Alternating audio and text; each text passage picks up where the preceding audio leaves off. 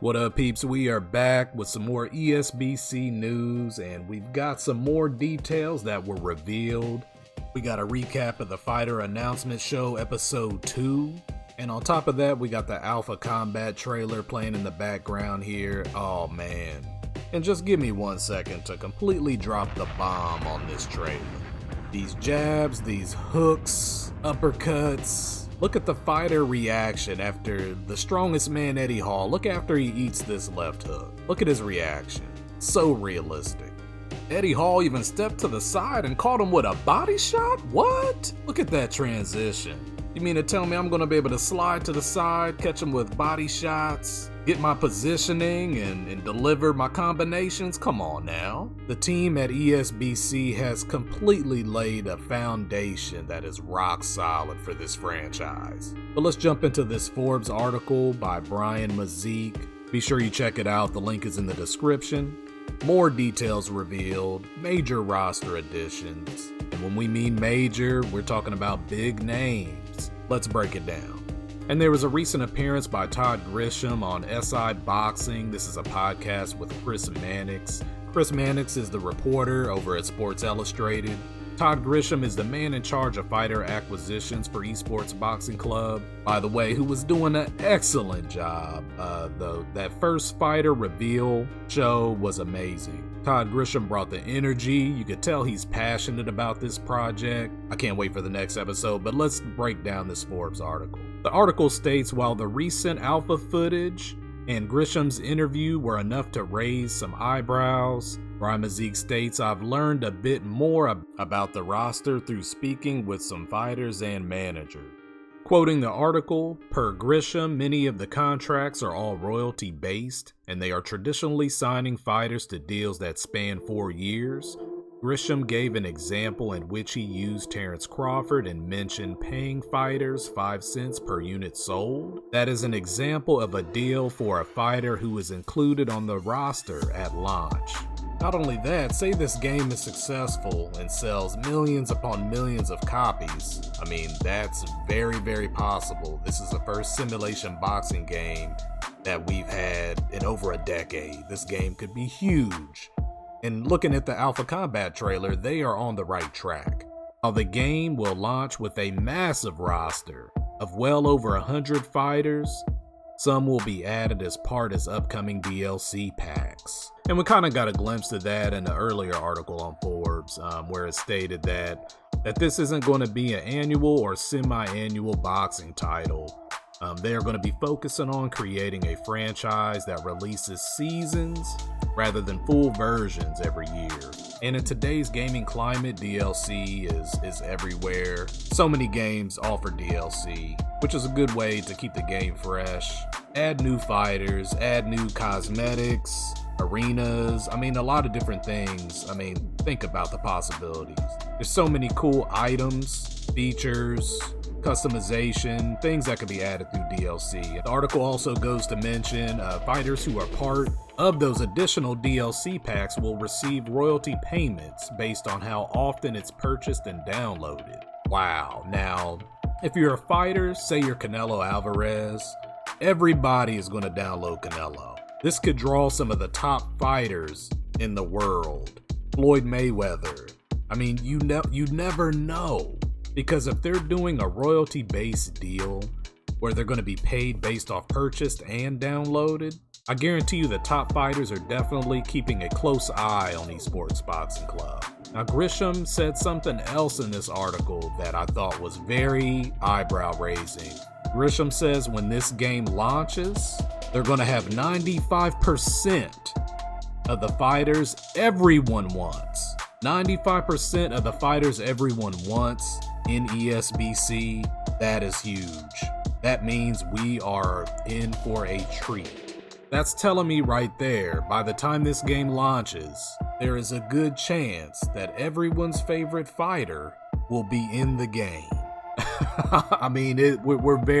That's exceeding a lot of expectations that were set for ESBC when we first started getting news about the game. This is incredible. The article also stated, and I'll quote, "One person in the know told me there is no one out of their reach at this point. which makes me believe that they are in contact with so many fighters, whether they have committed or not. They are talking to these fighters and their managers. They are in contact. They are negotiating.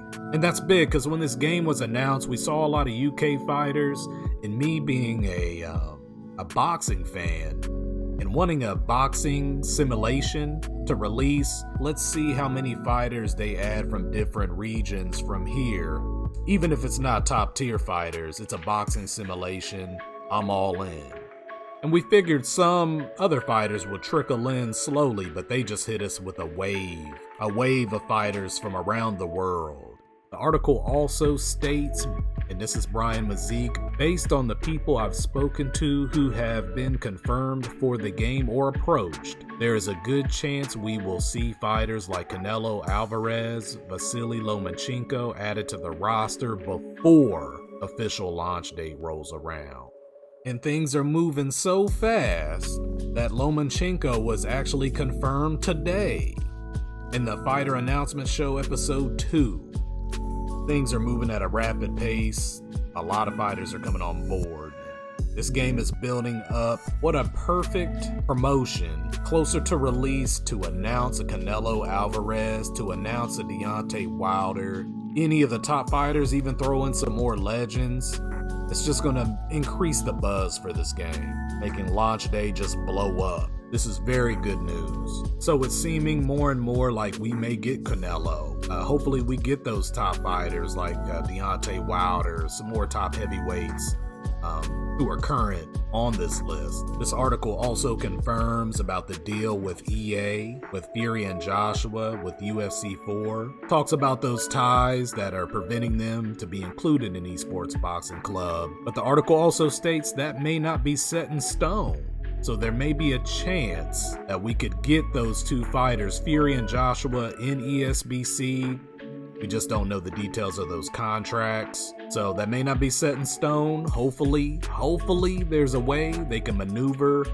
We don't know how long that EA contract is, but Fury and Joshua may not totally be out of the picture yet. We need to get more information. My thoughts, maybe 6 months to a year out of release, we'll start getting more information. Hopefully it leads to them both being in the game. That will be great. Brian Mazik also states, and I quote, "From what I've learned from conversations with fighters and managers, Steel City is interested in including all of the top fighters in each weight class." And I think we're starting to see evidence of that too. The Legends announcement and the inclusion of Terrence Crawford and some of the other top fighters, Sean Porter in the welterweight division, I could tell they want the top fighters in each weight class. And I was shocked they got to that top this quickly. I thought they would kind of work their way up there, but they shot right up to the top to get these fighters. Another cool thing the article mentioned is that Steel City is focusing on bringing major rivals together within the game. So when you think about rivals, think about Duran, Sugar Ray Leonard, Tommy Hearns, Fury, Joshua, Wilder, Barrera, Morales, Ahmed, Marquez. I mean, the list goes on. You get these top fighters in each weight class, and you're just going to have trilogies upon trilogies, and you can mix and match these fighters non-stop. Now let's get into the Fighter Announcement episode 2, and right off the bat they hit us with Vasyl Lomachenko. As I mentioned earlier, this guy's skill is on 100. This guy is going to be a complete beast in ESBC. And then they hit us with hard-hitting Marcos Maidana. Oh my. Is his power going to be on 99? Maidana can crack. He may have retired early, but you can play him in ESBC. They also announced Ray Mancini and a major rival. Marco Antonio Barrera versus Eric Morales is going down in ESBC, confirmed. The Filipino Flash, Nonito Donaire, confirmed as well.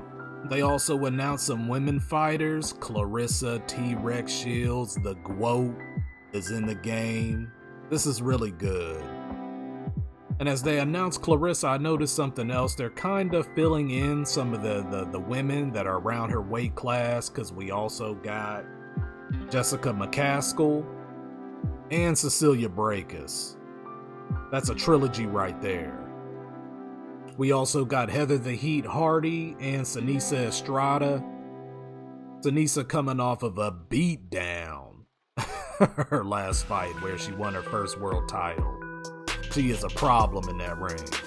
And another big name, Chris Cyborg, has been added to the roster as well. This is filling in that women's roster, especially around Clarissa Shields' weight class. Move up a little bit or down. You can mix and match. And since they announced Cyborg, I noticed that they've picked up some other champions in other sports or other contenders or fighters. Cyborg fights mostly in MMA, but she's also trained with Clarissa Shields as well, so I like that they're getting these fighters from kickboxing, from MMA. Just filling in the roster. These are fun fighters that I like. Kind of like Badr Hari. I mean, this dude has a kickboxing record of 106-15 with 92 KOs. Just a fun fighter to add to the roster. The same with Cedric Doumbé, adding him. This just shows me that the potential for all fighters from different backgrounds could be implemented in ESBC. They've also filled in some fighters from Australia: Anthony Mundane, Billy Dibb, Lucas Brown, Daniel Gill. They've added Badu Jack the Ripper to the roster. Man, let's go. They've added some more legendary trainers. We already knew about Eddie Reynoso, but we got Brian McIntyre, Joel Diaz, Robert Garcia, and Buddy McCurdy. And I'm sure this list is going to grow and grow. It's good that they got these trainers locked down. Some other big names: Joe Smith Jr., Paulie Malignaggi, David Lemieux. We got Kambosos Jr. in the game. He's another Australian fighter, and he's actually set to fight Timofimo Lopez later this year, I believe. Sergey Kovalev, the Crusher. He's in ESBC. And while there was so many really good fighters listed, men and women on this list, gotta give him props on this Chico Corrales. Oh man, I absolutely love this fighter, and I cannot wait to play him in ESBC. And that's it, peeps. That's your ESBC update. We are getting a lot of information on ESBC, so stay posted weekly. We will keep you up to date. Let us know what you think in the comments. Always feel free to please like, share, and subscribe. ESBC is heating up, and we'll be back with more. All right, peeps, you know what it is. Until next time. Yeah.